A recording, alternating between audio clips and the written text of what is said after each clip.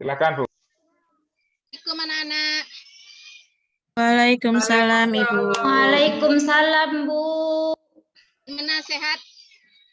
Alhamdulillah sehat. Alhamdulillah. Sudah jajan tadi ya? Alhamdulillah sehat, Bu. Iya. Sudah, Bu. Nah, sebelum kita mulai pelajaran, alangkah lebih baiknya kita berdoa dulu ya anak-anak. Ayo tolong Laili panggil pimpin doanya ya. Ya, Bu. Sebelum kita memulai belajar, marilah kita berdoa menurut agama dan kepercayaannya masing-masing. Berdoa dimulai. Berdoa selesai. Ya, Ibu absen dulu ya. Kartini, Hadir, Bu. Eka, Hadir, Bu. Nunu, Santi, Paruma, Hadir, Bu. Nur, Laili, Rina, Nurma. Hadir, Bu. Hadir semua Hadir, ya. Bu. Ya, Bu. Hadir semua ya. Alhamdulillah. Jadi kita materi hari ini adalah masalah ketenagakerjaan. Tadi yang kita bahas adalah menganalisis permasalahan ketenagakerjaan dalam pembangunan dan pertumbuhan ekonomi. Sebelum itu, apakah masih semangat untuk belajar? Semangat, Bu. Masih, Bu. Ya, kita harus membuktikan semangat kita. Nanti ikuti Ibu ya. Kalau Ibu bilang semangat, jawabnya yes, yes, yes. Semangat! Yes, yes, yes, yes, yes. Yes, yes, Alhamdulillah. Jadi anak-anak Ibu masih semangat untuk mengikuti pembelajaran walaupun pembelajaran kita di akhir ya. Kemudian untuk pembelajaran ini tujuannya atau IPK-nya yang akan kita capai yaitu menjelaskan pengertian tenaga kerja, kesempatan kerja, angkatan kerja, dan menyebutkan jenis-jenis tenaga kerja. Di akhirnya nanti mempresentasikan hasil diskusi kelompok, baik itu secara lisan maupun tulisan. Paham ya anak-anak ya? Paham, Bu. Iya, Ibu lanjutkan ya. Jadi materi kita hari ini itu masih berkaitan dengan materi kita sebelumnya, yaitu pertumbuhan dan pembangunan ekonomi. Kenapa? Karena ketenaga kerjaan merupakan salah satu faktor penting mendorong terjadinya pertumbuhan dan pembangunan ekonomi. Ya, ini ada materi Ibu dari PowerPoint. Nah, sekarang Ibu ada gambar 4 di depan.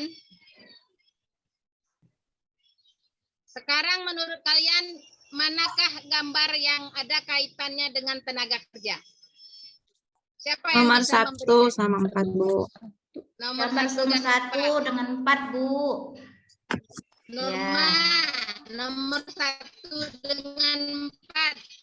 Kenapa Norma? Kenapa gambar nomor 1 dan 4 dibilang tenaga kerja Norma? Ya, karena di situ, Bu, ada gambar orang kerja di kantor, gambar apa lagi tuh ya? Security apa itu, Bu? Ya. Terus gambar nomor 4, ya. Ada lagi yang bisa membantu? Gambar mana yang kira-kira ada kaitannya dengan tenaga kerja? Nomor 1, Bu, dan 4. 1 dan 4. Laili, kenapa? Karena di nomor 1 itu terlihat, Bu, dari usia dan seragam. Mereka mempunyai profesi sepertinya, Bu. Ya. Terus kemudian yang keempat sedang mengerjakan sesuatu di sebuah kantor. Itu, Bu. Iya. Jadi dari gambar ini adalah kegiatan kerja yang dilakukan oleh tenaga kerja. Ya, betul kata Nurma. Kemudian manfaat dari kita mempelajari materi ini yang pertama kita bisa mempersiapkan yang akan datang setelah kita tamat dari sini. Mau jadi apa kita? Apa yang kita lakukan? Ada yang bisa memberikan gambaran? Mau jadi apa? Mau jadi presiden, Bu. Mau jadi presiden? Boleh. Setiap orang itu pasti punya cita-cita. Untuk mencapai cita-cita kita punya jalan dan caranya masing-masing. Ya, misal kita mau jadi seperti gambar nomor 1, itu banyak gambar yang ditunjukkan dengan pakaian yang berbeda. Kita harus mempunyai pendidikan. Kita harus ada jalan untuk menuju ke sana. Paham ya anak-anak? Paham, Bu. Paham, Bu. Paham. Kemudian di pembelajaran ini nanti Ibu akan tayangkan PowerPoint. Nanti kalian Ibu bagikan ke kelompok, kerjakan ada tugas Ibu yang Ibu kasih di kelompok nanti, diskusikan, kemudian presentasi secara lisan saja. Ya, mulai dari yang pertama itu materi. Materinya ada pengertian ketenaga kerjaan, pengertian kesempatan kerja, tenaga kerja, angkatan kerja, dan jenis tenaga kerja. Dilanjutkan dengan ini, jadi kita tidak bisa menentukan tenaga kerja itu apa, ketenaga kerjaan itu apa. Jadi ada undang-undangnya, undang-undangnya nomor 13 tahun 2003. Tenaga kerja adalah segala hal yang berkaitan dengan tenaga kerja sebelum, selama, dan sesudah masa kerja. Kemudian tenaga kerja sendiri itu adalah penduduk yang menghasilkan barang atau jasa untuk memenuhi kebutuhan sendiri maupun masyarakat. Di sini dibagi menjadi angkatan kerja dan bukan angkatan kerja. Bisa nampak ya anak-anak? Bisa, Bu. Nah, Bisa, ini Bu. artinya. Tenaga kerja itu orang yang mempunyai kerja. Kesempatan kerja itu lowongan pekerjaan. Angkatan kerja adalah penduduk yang mempunyai pekerjaan atau sedang mencari pekerjaan. Atau yang sedang mempersiapkan sebuah pekerjaan seperti usaha baru. Pekerja itu orang itu sendiri yang bekerja atau menerima upah. Dilanjutkan lagi, kemudian ada di sini ada Ibu kasih bagan ya, bagan penduduk yang membagi antara ada pembagiannya. Yang pertama itu tenaga kerja, yang kedua bukan tenaga kerja. Yang bukan tenaga kerja itu lansia, ibu rumah tangga, dan peserta didik atau pelajar ya. Kalau yang tenaga kerja itu ada yang angkatan kerja. Angkatan kerja itu antara umur 15 tahun sampai 64 tahun. Bukan angkatan kerja, itu anak sekolah, pensiunan, dan IRT tadi. Kemudian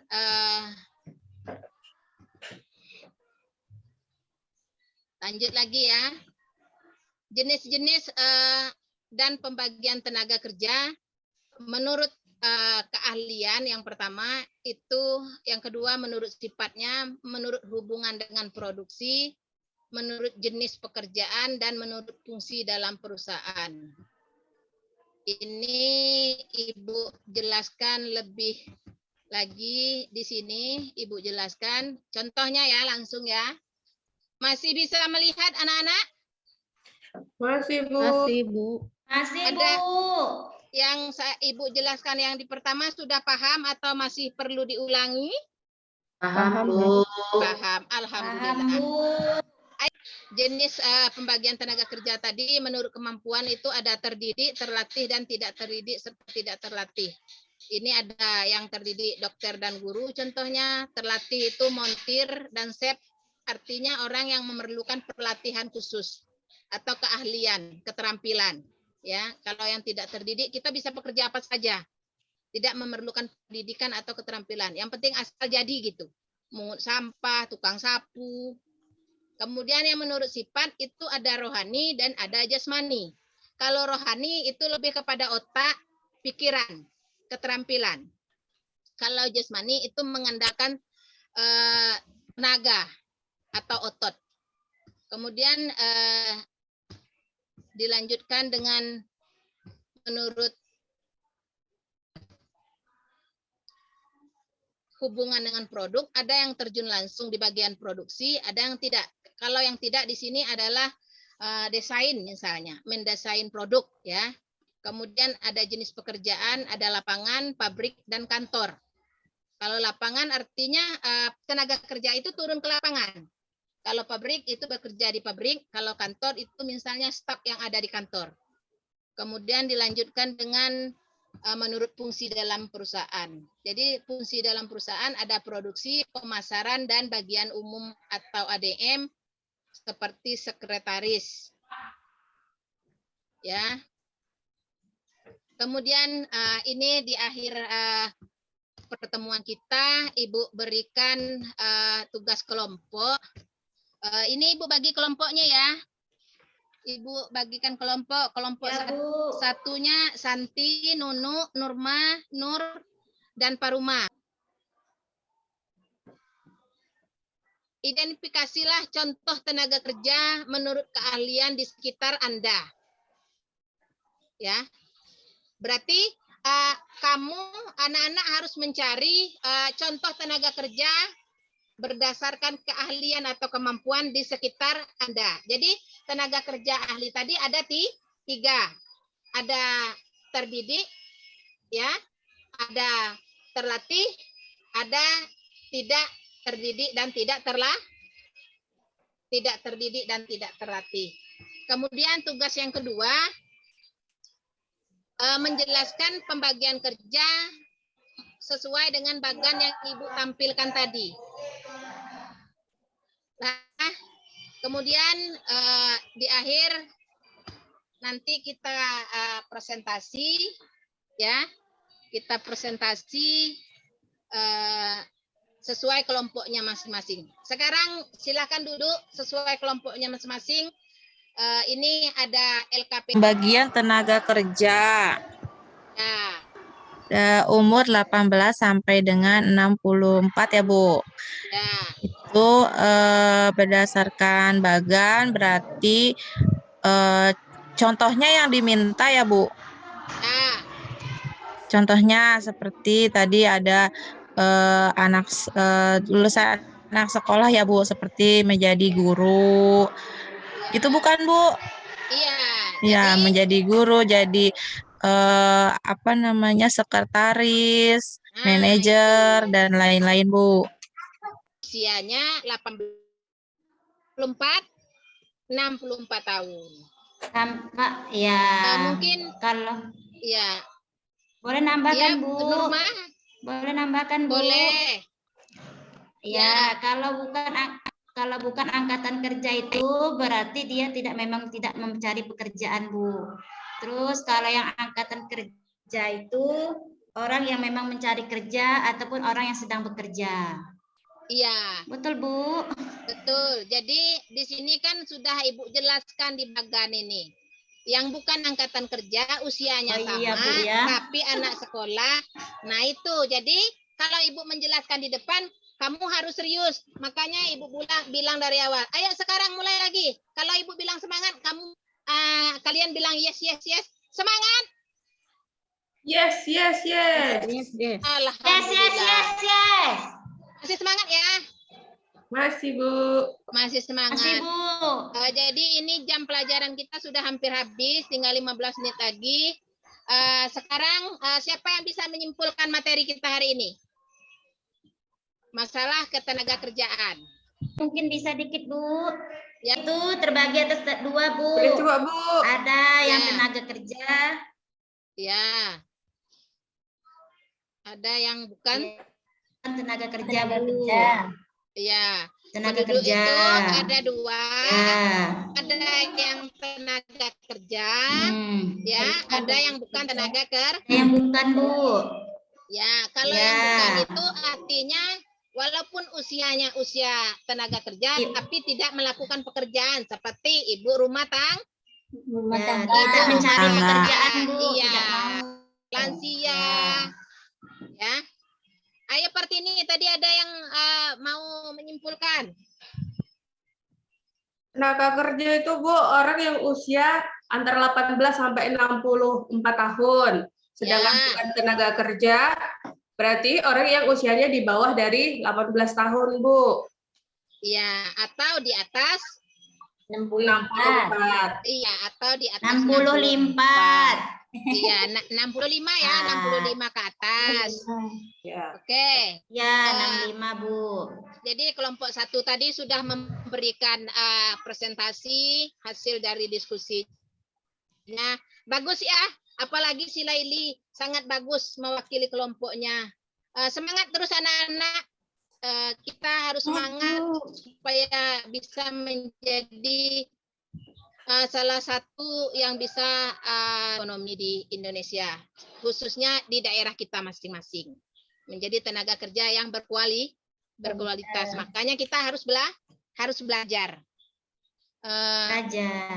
Dah, sekarang sudah di akhir pelajaran, kita tutup dulu dengan doa.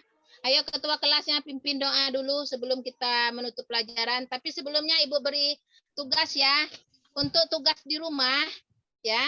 Untuk tugas di rumah, silakan identifikasi 2 masalah secara individu. Kira-kira apa permasalahan yang terjadi di ketenaga kerjaan. Contoh, Ibu kasih contoh tugasnya. Tenaga kerja di Dusun Tanah Priuk itu jumlahnya 100 orang. Sedangkan kesempatan kerja atau lowongan pekerjaan itu cuma 50.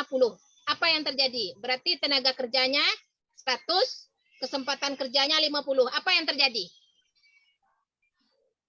Pengangguran, Bu. Pengangguran artinya kesempatan Pengangguran, kerjanya, Bu. iya, pengangguran artinya kesempatan Tidak kerjanya ada. terbatas. Oke, jadi Terbatas. Untuk tugas di rumah silahkan cari 2 permasalahan ketenaga kerjaan. Boleh kalian tanyakan, kalian amati di lingkungan sekitar Anda. Ayo Ibu Laili tutup dulu dengan doa untuk pertemuan kita hari ini. Ya, Bu Mudah-mudahan Ratna. apa yang kita pelajari hari ini bisa bermanfaat. Iya. Sebelum kita mengakhiri pelajaran, marilah kita berdoa menurut agama dan kepercayaannya masing-masing. Berdoa dimulai. Berdoa selesai, beri salam. Assalamualaikum warahmatullahi wabarakatuh. Assalamualaikum warahmatullahi wabarakatuh. Sudah ya anak-anak. Assalamualaikum. Ibu keluar dulu. Jangan keluar dulu sambil ganti jam. Ya, Bu. Ya, Bu. Baik, Bu. Sudah, Pak. Baik, kesempatan berikutnya saya berikan ke Bu Nunu untuk memberikan saran. Monggo silakan Bu Nunu. Terima kasih Pak Budi. Kalau menurut saya, apa yang dilakukan Bu Ratna sangat menarik, gitu. Apa yang disampaikan ke anak bisa sampai, anak bisa paham karena Bu Ratna sudah menyampaikannya beberapa kali, jadi mengulangnya, nggak cukup sekali. Kemudian dari awal sampai akhir itu runtut yang beliau lakukan.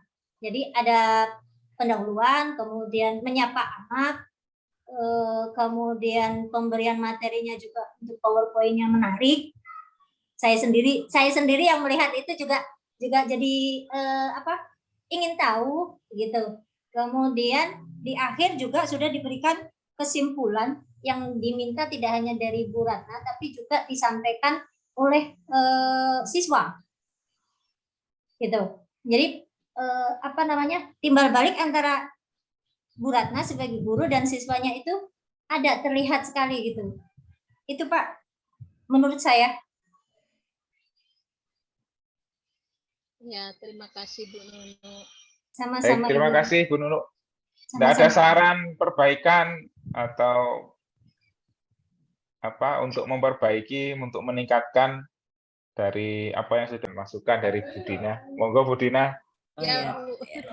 Terima kasih Pak. Ini saya keseluruhan ini memang untuk langkah-langkah pembelajaran. Menurut saya kita kan sudah mengajar ya Bu ya. Jadi saya yakin semuanya juga sudah bagus untuk langkah-langkah pembelajaran. Saya hanya memberikan saran sedikit saja untuk Bu Ratna Ya. karena yang diambil adalah PBL. Ya, yang diambil PBL itu alangkah baiknya tugas untuk siswa lebih mengarah ke problem atau masalah yang terjadi di kehidupan nyata ya Bu ya. Kalau ini Ibu kan hanya meminta siswa untuk menjelaskan gambar misalnya seperti itu, kemudian yang satunya memberi contoh-contoh. Nanti kalau seperti itu bisa mengarahnya bukan ke PBL. Jadi mungkin alangkah baiknya soal yang diberikan ketika selesai memberikan orientasi ke siswa atau mengorganisasi siswa itu dengan masalah, misalnya malah masalah yang Ibu yang terakhir tadi disebutkan, misalnya di Indonesia ada apa ya ini, kemudian bisa kamu simpulkan di daerah ini terjadi apa kan gitu, terus kemudian kamu kemudian siswa itu diminta untuk menyambungkan atau menghubungkan antara keadaan di suatu wilayah dengan materi yang Ibu sampaikan. Misalnya kayak tadi, misalnya ada penduduk 100 orang tadi Ibu yang memberi contoh, justru malah seperti itu yang dimasukkan ke tugas siswa. Jadi di situ kan siswa namanya problem base ya Bu ya. Jadi kan oh ini begini, baru kemudian mereka bisa menyimpulkan. Kalau saya kok mengarahnya ke seperti itu Bu. Karena istilahnya problem base ya, bukan yang ini yang apa namanya, saya agak lupa yang satunya itu ya, yang hanya identifikasi kan, istilahnya kan hanya identifikasi ya kalau seperti itu. Gimana Bu Ratna? Sebenarnya Bu, Ya. dari awal kita kegiatan saya memang tidak mengangkat PBL Bu, saya discovery. Ya, Discovery discovery. learning. Oh, oke. Ya, kalau Ya. discovery ya memang seperti itu. Ya, ini Ya, kalau oke Bu, kalau sudah discovery ya memang iya. Soal yang Ya, diberikan anak-anak seperti itu. Ya ini. metodenya SPAT Bu. Jadi anak yang mampu bergabung dengan anak kurang mampu dan tidak mampu, saling berkolaborasi. Gitu. Oke, ya. Ambil materi yang murah gitu. Oh, begitu. Ya, ya, ya. Jadi